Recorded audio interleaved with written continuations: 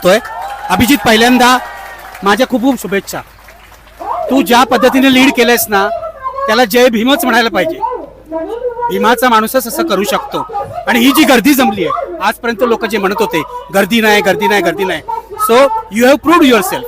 तर मला हे विचारायचं आहे, काल सकाळी जे काय झालं पोलिसांनी उचलून नेलं अक्षरशः पांढऱ्या कपड्यातून, विच वॉज शेमफुल.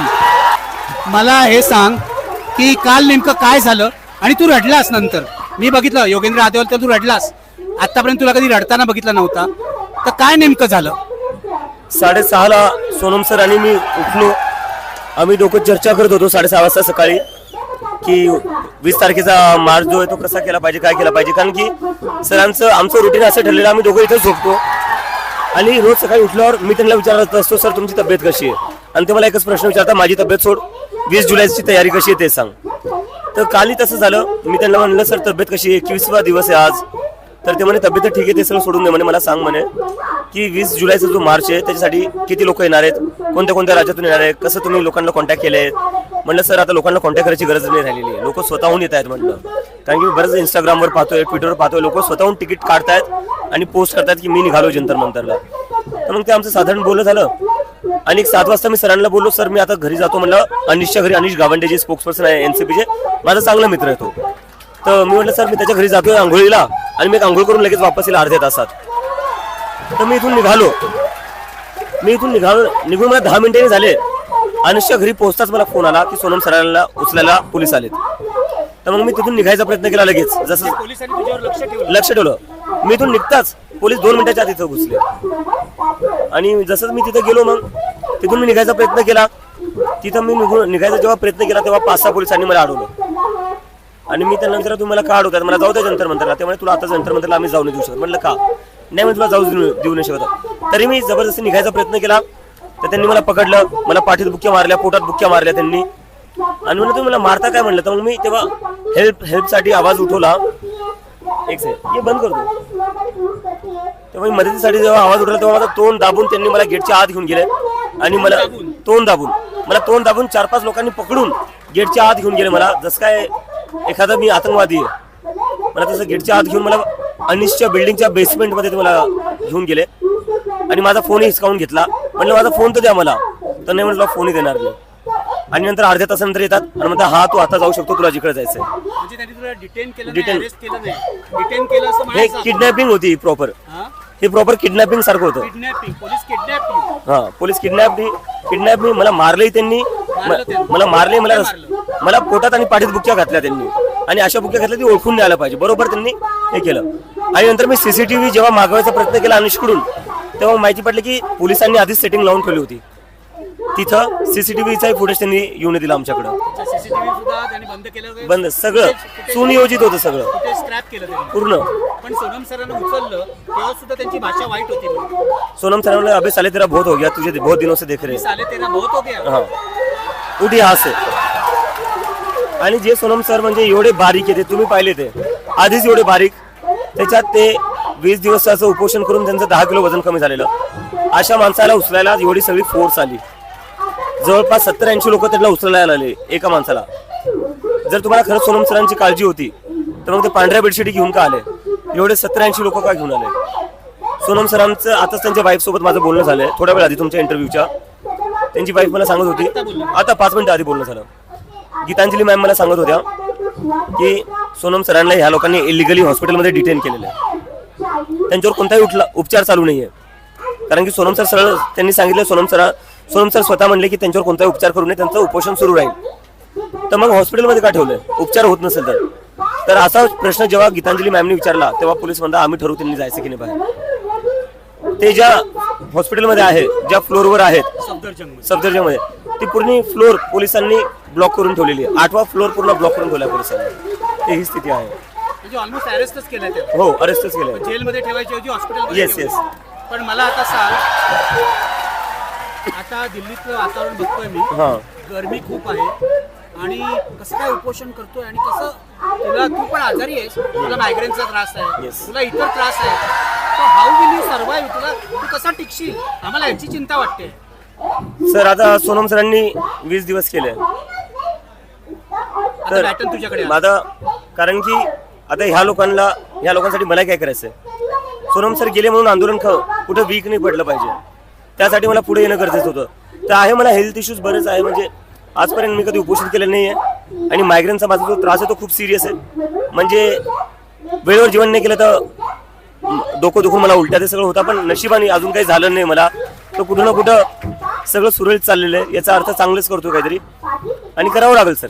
आंदोलन पुढे चालू राहिलं नाही बंद झालं असतं. येस. पण मला सांग, आता हे आंदोलन इतकी मोठी गर्दी आता इथे जमते आणि पोलीस पण खूप आलेत, मी बघतोय पोलीस खूप आलेले आहेत, पुन्हा बीजेपीचे लोक पण घुसलेले आहेत असं तुम्हीच म्हणताय. So, काय म्हणायचं तुला या सगळ्याबद्दल? नाही, पोलिसांचा जो आहे तो पूर्ण प्रयत्न आहे की बाहेरचे काही गुंडे आणून इथं काही घोषणा द्यायच्या, जे आपण सारखं यांचा नॅरेटिव्ह बघत असतो ना, देशविरोधी घोषणा लागल्या, पोलीस अशा लोकांना स्वतःहून हात आणते आणि त्या लोकांना, अशा गुंडांना हात आणून काही ना काही असं करायला बघते की जेणेकरून ह्या आंदोलनाचा पूर्ण बदनामी होईल आणि नंतर या आंदोलनावर क्रॅकडाऊन करता येईल. तुम्हाला नक्षलवादी ठरवता येईल असं पोलीस त्यांचं आधीपासून तेच आहे. असं काहीच होत नाहीये. काहीच होत नाही. तुम्ही बघताय फोटो, तुम्ही बघा ना, तिथं कोणाचा फोटो लावलेला आहे, गांधी आणि आंबेडकर. पण मग पोलीस काय, आता मला असं वाटतं की आज रात्री किंवा उद्या पोलीस क्रॅकडाऊन करणार. त्यांना काल रात्रीच करायचं होतं, त्यांनी मोठे मोर्चा काढू देणार नाहीत. काय करायचं? त्यांना काल रात्रीच करायचं होतं, पण गर्दी एवढी होती त्यामुळे त्यांनी केला नाही. आज सकाळपासून त्यांनी टिअर गॅस भरून ठेवलेले आहेत, मी त्याचा व्हिडिओ टाकलाय ट्विटरवर. टिअर गॅस, वॉटर कॅनन सगळं तयार आहे. टिअर गॅसचे गन्स आणले. हो, पण गर्दी पाहून ते थोडे आता विचार करताय की काय करावं. पण त्यांनी जर नेहमीप्रमाणे दडपशाही केली पोलिसांनी, करू द्या ना, आम्ही तयार आहे. लाठी मारायचे लाठ्या मारून घ्या, टिअर गॅस चालवायचं चालून घ्या, आम्ही आमच्याकडून. पण इथे टिअर गॅस, लाठीमार, इव्हन फायरिंग पण होऊ शकतं, गोळीबार होऊ शकतो. तुम्ही कसं त्याला फेस करणार? काय म्हणले सर? सॉरी, मी थोडं मेसेज बघत होतो. तू कसं त्याला फेस करणार? लाठीमार झाला, अश्रुधूर झाला, खाऊन येऊ ना सर, लाट्या खाऊन येऊ. गोळीबार पण होऊ शकतो त्यांच्यावर. आता म्हणजे मी पाहिले रायफल्स घेऊन पाठवलेत पोलीसवाले.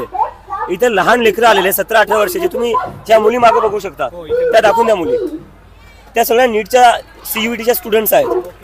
17-18 वर्षाचे लहान मुली आहेत. संरक्षणासाठी आले त्या नाही, ते मला सपोर्ट करण्यासाठी आलेल्या आहेत. त्या मला काल भेटल्या, म्हणे दादा तू नीटचा मुद्दा उचललाय, तू CUETचा मुद्दा उचललाय, त्यामुळे आम्हालाही सपोर्ट करताय, त्यामुळे आम्ही इथेच थांबू. म्हणलं तुम्ही नक्की थांबा. मग आता या 17-18 वर्षाच्या मुली येत आहेत आणि काय करताय तुम्ही? रायफल्स घेऊन पोलीसवाले पाठवताय. तुम्ही काय गोळ्या घालणार आहे? जंतर मंतरवर तुम्ही तेच करणार जे जलियांवाला बागमध्ये ब्रिटिशांनी केलं होतं. लाज वाटली पाहिजे या सरकारला. पण सरकार काही करू शकतं, काही करू शकते सरकार. काल तुला राहुल गांधींनी म्हणजे सोनम वांगचुकना पाठिंबा दिलाय आणि त्यांना ज्या पद्धतीने हलवलं ते चूक आहे असं म्हटलं. बरोबर. तू राहुल गांधींना आता काय सांगशील? त्यांचा धन्यवादच मानेन मी. त्यांनी सोनम सरांसाठी आवाज उठवला आणि गरजेचं मी आधीपासून म्हणतोय सर, जेवढेही लोक आहेत, जेवढ्याही विपक्षी पार्ट्या आहेत, जेवढे संघटना आहेत, कुठं ना कुठं आपल्याला आपले जे काही मतभेद असतील ते बाजूला ठेवून एकत्र यावं लागेल या सरकार विरोधात लढण्यासाठी. नाही तर या सरकारने जी तानाशाही चालवली ना, ती सगळ्यांना संपून टाकेल. पण काल आता भीम आर्मीचे चंद्रशेखर आझाद इथे आलेले होते. एक प्रश्न लोक सतत विचारतायत, म्हणजे तुझे टीकाकार, की तू आधी असं म्हणत होतास की राजकीय पक्ष मला नको, तर आता तुझी भूमिका बदलली आहे. राजकीय पक्ष कुठे आहेत आता? या गर्दीत राजकीय पक्ष कोणीच नाही. आमचं हे म्हणणं होतं की राजकीय पक्षांनी इथे येऊन हे प्लॅटफॉर्म राजकीय करावं नये आणि झेंडे घेऊन येणे. आणि कुठलाच राजकीय पक्ष कोणी झेंडे घेऊन आले, त्यांनी या प्लॅटफॉर्मचा जो सन्मान ठेवायचा तो त्यांनी ठेवला. तर त्यांचं खूप खूप धन्यवाद. त्यांनी आम्हाला समर्थन दिलं. आम्ही आधीच म्हणलं, आम्ही ओपन कॉल दिला होता. ज्या दिवशी सोनम सर उपोषणाला बसले त्याच दिवशी आम्ही ओपन कॉल दिला होता. ज्या ज्या पॉलिटिकल पार्टीजला येऊन समर्थन द्यायचंय ते समर्थन देऊ शकतात, पण आपल्या पक्षाचे इथं झेंडे नाही आणायचे. इथं तिरंगा हाच झेंडा राहील. राहुल गांधी येतील मला तरी वाटतं येतील आणि आले पाहिजे. आणि नाही जरी आले तरी त्यांनी त्यांचं समर्थन दिलेलं आहे. पवन खेडा आलेले आहेत, त्यानंतर सचिन पायलटनी समर्थन दिलेले. राजेंद्र पाल जे गौतम आहे त्यांचे SC/ST चे प्रेसिडेंट ते आलेले. उत्तर प्रदेशचे काँग्रेस इन्चार्ज ते पण त्यांनी समर्थन दिलेलं आहे. Sir, I am completely happy. कारण की जे मी आधीपासून म्हणत होतो, वेळ आलेली आहे की आपल्या सगळ्यांना आपले जे काही मतभेद असतील ते सोडून एकत्र यायची गरज आहे. माझे मतभेद होते राहुल गांधींसोबत, ते माझे पर्सनल होते. त्यांचं मी काय म्हणजे दुसऱ्या याच्याने काय, माझं काय त्यांची पर्सनल भांडण नाही आहे, पण ते काही जे कमेंट्स होते ते माझे पॉलिटिकल ओपिनियन्स होत्या. पण ही मुवमेंट त्यापेक्षा खूप मोठी आहे हे मला समजतं, याची मला जाणीव आहे.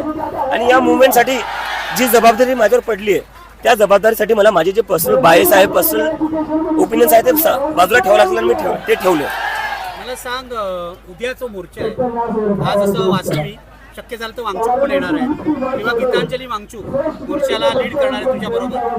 काय म्हणणं आहे, तू काय सांगशील लोकांना मोर्चाबद्दल? मला लोकांना फक्त एकच म्हणायचंय, पोलिसांनी जे सोनम सरांना उचललं ते त्यांनी यामुळे उचललं कारण की सकाळी 7 वाजता इथं गर्दी नव्हती आणि मी इथं उपस्थित नव्हतो. मी आंघोळ करायला 10 मिनिटासाठी गेलेलो होतो, पण जशीच गर्दी आली त्यानंतर पोलिसांची हिंमत नाही झाली हे आंदोलन संपवण्याची. आज रात्रीपासून लोकांनी इथे बसायला लोकांनी इथं बसले पाहिजे कारण की हे आंदोलन आता फक्त सोनम सरांचं किंवा माझं राहिलं नाही. सोनम सरांना उचलून नेलं त्यानंतर मी पुढे आलो. आज जर मला उचलून नेलं तर आता हे आंदोलन या लोकांना चालवायचं आहे आणि जर मला उचलून नेलं तर हे आंदोलन प्रत्येक देशभरातील लोकांनी जंतर मंतरला आता आलंच पाहिजे. आणि ज्या लोकांना जंतर मंतरला येणं शक्य नाही त्यांनी आपल्या आपल्या राज्यात आपल्या डिस्ट्रिक्टमध्ये एक जंतर मंतर देशभर आंदोलन होतं. आपल्या डिस्ट्रिक्टमध्ये एक जंतर मंतर तयार करावं आणि असं शांतीपूर्ण प्रदर्शन करावं. शांतीपूर्ण प्रदर्शन झालं पाहिजे ही माझी एक कंडिशन आहे. पोलिसांनी तुला उद्या अरेस्ट केलं तर तू काय करणार? पोलिसांनी मला जरी अरेस्ट केलं तरी या लोकांना काय करतील ते? आता हे आंदोलन देशभर केलेलं आहे सर. नाही पण उद्या मोर्चाच काढू दिला नाही तर आम्ही मोर्चा काढून राहू. पोलिसांना जर आम्हाला the only way they can stop is by arresting us, तर त्यांना आम्हाला अरेस्टच करावं लागेल. मग त्याची तुम्हाला तुमची तयारी आहे? आमची तयारी आणि आहे. आंदोलन पुढे चालू राहील. पुढे चालू राहील सर. शेवटचा प्रश्न, तुम्ही आजपर्यंत धर्मेंद्र प्रधानचा राजीनामा मागत होता, आता इथे मोदींचाही राजीनामा मागताय. बरोबर. आम्ही धर्मेंद्र प्रधानचा राजीनामा कशासाठी मागतो? 20 पेक्षा जास्त स्टुडंट्सनी आत्महत्या केली. पेपर लीक होत आहे. त्यांच्यावर ऍक्शन घेणं गरजेचं होतं. मोदींनी त्यांच्यावर ऍक्शन घेणं सोडून सोनम वांगचूकला असं ड्रॅग करून नेलं. इथून पोलिसांनी मला मारलं, मला ड्रॅग केलं रस्त्यावर. इथे जे स्टुडंट्स सोनम सरांना वाचवण्यासाठी आले त्यांच्यावर लाठीचार्ज केला. तर जर नरेंद्र मोदीचा असाच ऍटिट्यूड असेल आणि धर्मेंद्र प्रधानच्या ऐवजी ते लोकांवर ऍक्शन घेतील, जनतेवर ऍक्शन घेतील, तर आता राजीनामा नरेंद्र मोदीचा मागितला जाईल. नरेंद्र मोदींनीच राजीनामा दिला. येस, कारण की ते प्रधानमंत्री म्हणायच्या लायकीचे नाही, ते तानाशाह आहे. नरेंद्र मोदी तानाशाह आहे आणि त्यांनी त्याचं उदाहरण काल दिलेलं आहे. मित्रांनो, अत्यंत महत्त्वाचा व्हिडिओ होता. आपलं मत नक्की कळवा. रामकृष्ण हरी. जय जगद्गुरू. जय शिवराय. जय भीम.